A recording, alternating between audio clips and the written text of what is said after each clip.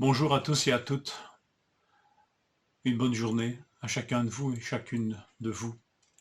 Nous allons commencer aujourd'hui la lecture de l'Épître aux Hébreux et je voudrais commencer par le verset 4 du chapitre 1. Il est ainsi devenu d'autant supérieur aux anges qu'il a hérité d'un nom bien plus remarquable encore que le leur. Supérieur, meilleur, plus excellent. Il faudra nous habituer à ce langage dans la lecture de cette épître aux Hébreux. Vous allez rencontrer ce vocabulaire très souvent. Ici, dans le verset, il est devenu d'autant supérieur aux anges. Il, c'est-à-dire le Fils unique, l'empreinte de son Père, le dévoilement de sa nature, le dévoilement de sa gloire. Il, le Fils unique, Jésus-Christ, supérieur aux anges.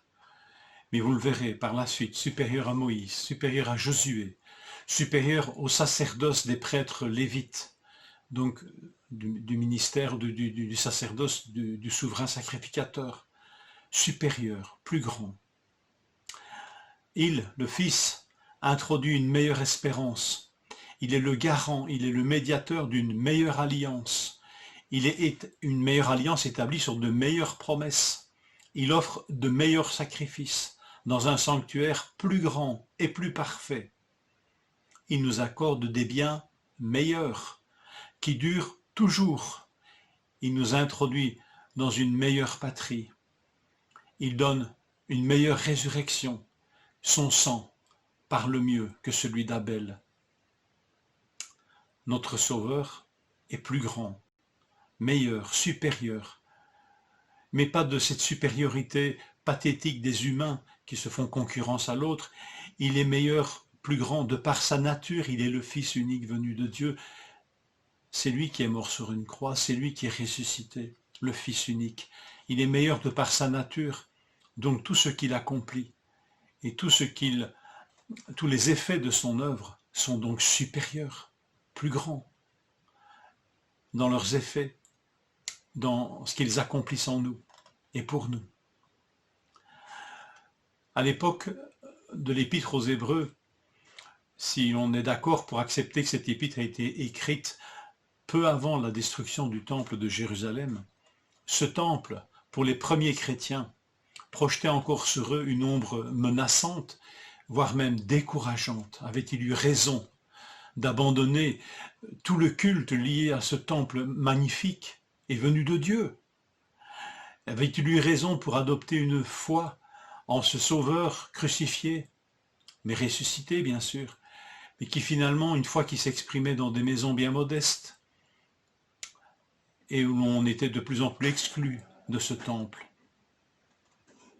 Certainement, le Seigneur leur avait dit que ce temple serait détruit, mais à l'époque, il était toujours là, et bien puissant, et bien fort. Personne, probablement au temps de cette épître, où cette épître fut écrite, ne comprenait que les jours de ce temple étaient comptés. Jésus est supérieur à ce temple. Il nous introduit dans un meilleur sanctuaire. Tout ce que ce temple signifiait, annonçait, a été pleinement accompli par Jésus-Christ. Et ce temple-là, ce sanctuaire, personne ne pourra le détruire. Jésus a dit à propos de son propre corps et de sa résurrection, « Détruisez ce temple, et en 3 jours je le relèverai. » Il est notre sanctuaire.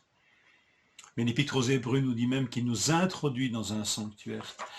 Hébreux 9, 24, vous le lirez, Christ n'est pas entré dans un sanctuaire fait par la main des hommes, et donc périssable, en imitation du véritable, mais il est entré dans le ciel même, afin de comparaître devant Dieu, devant la face de Dieu, pour nous. Alors, en quelque sorte, en lisant cette épître, nous entrons dans le sanctuaire, le véritable sanctuaire, à la suite du souverain sacrificateur, du véritable souverain prêtre, qui nous amène à sa suite, au trône de la grâce. Que nous puissions entrer avec un immense respect et d'immenses attentes dans ce divin sanctuaire à la suite de notre Sauveur. L'Épître aux Hébreux nous y invite. Que cette lecture fortifie notre foi, notre espérance et notre amour, qui sont sur cette terre indissociables l'une de l'autre. Que le Seigneur vous bénisse et vous fortifie dans cette divine visite.